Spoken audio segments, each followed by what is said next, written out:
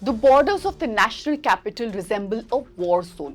Barricades, nails, heavy machinery, all this just to stop the protesting farmers from entering Delhi.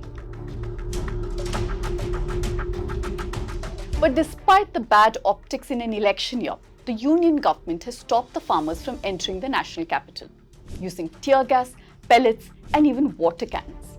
Why?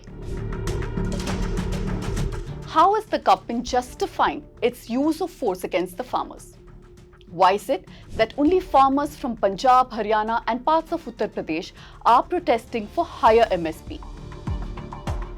Do South Indian farmers, for instance, not face the same problems? And what, according to economists and experts, is the solution to the farmers' troubles beyond MSP? Let me explain.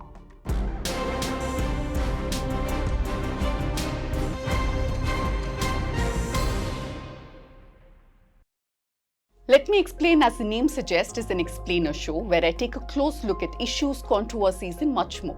Catch a new episode every Friday. And as always, subscribe to the News Minute.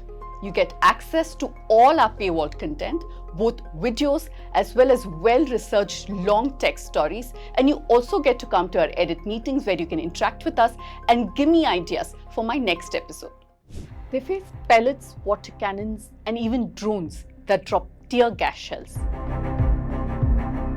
But the farmers at the borders of Delhi are undeterred, and they're pushing their way into the national capital. In this round of protests, over 200 farmer groups have come together and are asking the union government to fulfill their demands. They have a 12-point demand list, but the most important one on the list is the minimum support price for their crops, that's MSP. So what exactly is MSP? It's the minimum fixed price at which the government will buy produce from the farmers directly for certain crops like rice and wheat. It's like a safety net for farmers, especially when the prices drop very low. Now let's get down to my questions for the week. Why is the government not allowing farmers to come into Delhi despite the bad optics that this creates with the election just a few months away? Firstly, because the government believes that all of this is temporary. They think that the farmers this time around cannot be on the roads for the long haul, as they'll have to go back to plant the Zaid crop in just about 10 days from now. There are three main cropping seasons in India: Kharif, Rabi, and Zaid. The Rabi crop has been harvested in December, and the Zaid crop is yet to be sowed. The government thinks that if they wait out the farmers just long enough, the numbers will start dwindling and most of the farmers will go back by themselves. This is the government's plan. Second, the government does not want to be brought to a position where they'll have to negotiate with the farmers and may even have to yield.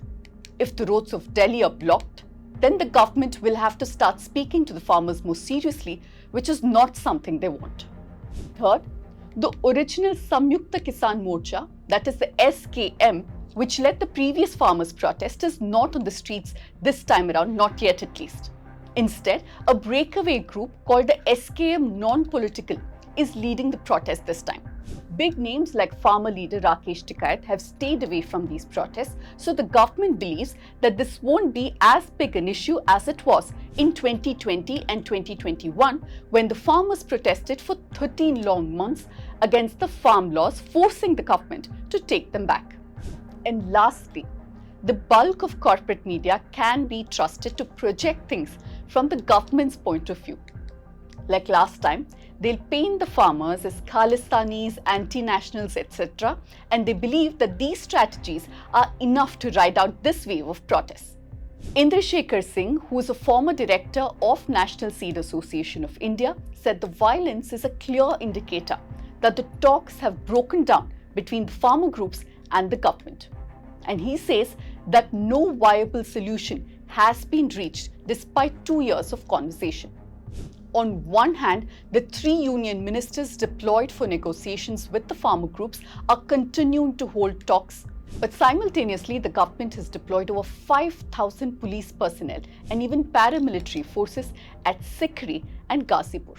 The government, of course, claims that all of this is being done to maintain law and order. But you can see for yourself what's really happening on the ground. The Jawan has been pitted against the Kisan. Which brings me to my second question. How is the government justifying its use of force against the farmers? As the farmers began their march towards Delhi on Feb 13th with their tractors and trucks in tow, the police welcomed them with massive concrete barriers, iron nails, and heavy machinery along the highway towards the capital. At Shambhu village on the Punjab-Haryana border, some protesters attempted to demolish these barricades. How did the police there react to this? The Haryana police fired rounds of tear gas at them. A police official later told the media that at least 4,500 shells were fired at farmers in just about 6 hours.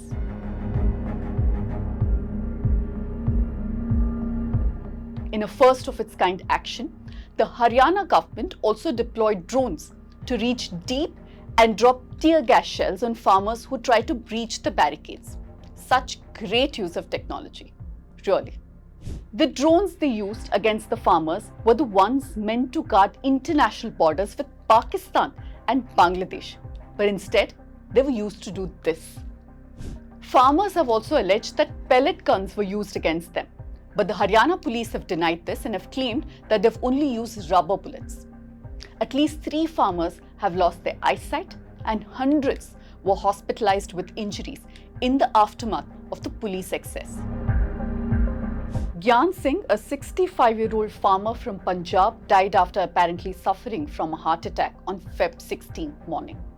And his relatives have since alleged that his uneasiness began from the time the tear gas shells were fired at them at Shambhu. 25-year-old Shubkaran Singh from Punjab also lost his life during the clashes with Haryana police. While the exact cause of his death is not yet known, according to medical reports, he'd sustained head injuries. Section 144, that's prohibitory orders, have also been imposed in 15 of the total 22 districts of Haryana. All this just to prevent farmers from mobilizing a larger support group. An internet shutdown was also imposed in at least 7 districts of Haryana to maintain law and order. Of course, all this was being done to stop the spread of visuals of the protests and also to make sure that the farmers don't communicate with each other effectively. In the meantime, a government delegation including 3 union ministers, Agriculture and Farmer Welfare Minister Arjun Munda, Minister for Commerce and Industries Piyush Goyal, and Minister of State for Home Affairs Nityanand Rai have held negotiations with the protesting farmers. The 4th such round of talks wrapped up on Feb 19th, but so far they've yielded no results. Presently, farmers in at least 65 countries across the world are protesting against their government. In many cases, they brought their tractors and trucks and blocked roads of cities too. This includes countries like Italy, Poland, and Belgium. But nowhere has force been used against them like we've seen in India. Now let's look at why only farmers from Punjab, Haryana, and parts of Uttar Pradesh are protesting. For procurement of crops like wheat and paddy that come under MSP, farmers from Punjab and Haryana benefit the most. Although farmers from southern states like Telangana and Andhra Pradesh make use of the MSP system, agricultural reforms and welfare schemes for farmers in these states also go a long way in helping them out, especially during distress. This means that they're not overly dependent on the government buying their excess crops. Farmers from South India grow a host of cash crops including cashew, pepper, coffee, and areca. These crops are not impacted by MSPs. The landowning patterns of farmers in the southern states and in states like Punjab and Haryana are vastly different. How? I'll tell you. In southern states, farmlands are smaller in size. The amount of crops they grow are also not stored in huge quantities, which means that they sell directly to the market. Many of them also don't have the resources to store their produce and stage protests in Delhi for long periods. In comparison, many of the protesting farmers from Punjab and Haryana are landholders owning large pieces of farmland. Now, Is MSP the best or the only solution to the farmers' problems? Can we critically look at MSP without indulging in name calling farmers names like Khalistanis, anti-nationals, etc.? Economist Ajay Chibbar says that while MSPs played a key role in the Green Revolution, their current implementation has become inefficient and wasteful. If the government is legally bound to procure excess produce, the crops could get spoiled because of storing for long periods. This, of course, results in wastage of crucial food grains. If the farmers prioritize crops that come under MSPs, not just will this impact agricultural diversity, but will also have a huge impact on the fertility of the farmland itself. Cultivation of crops like paddy takes a toll on the water table, and increase in their cultivation could further deplete the water table. Legal guarantee of MSPs could also lead to delays in payment to farmers from the government. Then, of course, there's the question of what happened to crops that don't come under MSPs. Those farmers could be at a huge disadvantage. So, what are the other ways in which we can look at solutions for farmers who are in distress? Leading agro-economist Ashok Gulati says that the main problem of today's policies is that they're largely tilted towards consumers at the cost of farmers. So he says that the best way to increase farmers' incomes is to raise their productivity in a sustainable manner and enable them to access the best markets not only in India but across the world.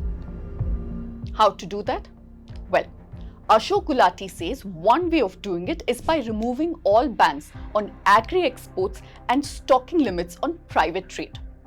Many economists also say that it's better to directly support farmers with income instead of controlling crop prices, either with schemes like the PM Kisan Samman Nidhi or the Telangana government's Raita Bandhu. This wouldn't mess with the market and would also help all farmers regardless of what they're actually growing. Another fix can be crop diversification. But none of these constructive conversations can actually take place if the government continues to use excessive force and aggression against the farmers. Well, that's it from me for this week. Come back next Friday for another episode of Let Me Explain.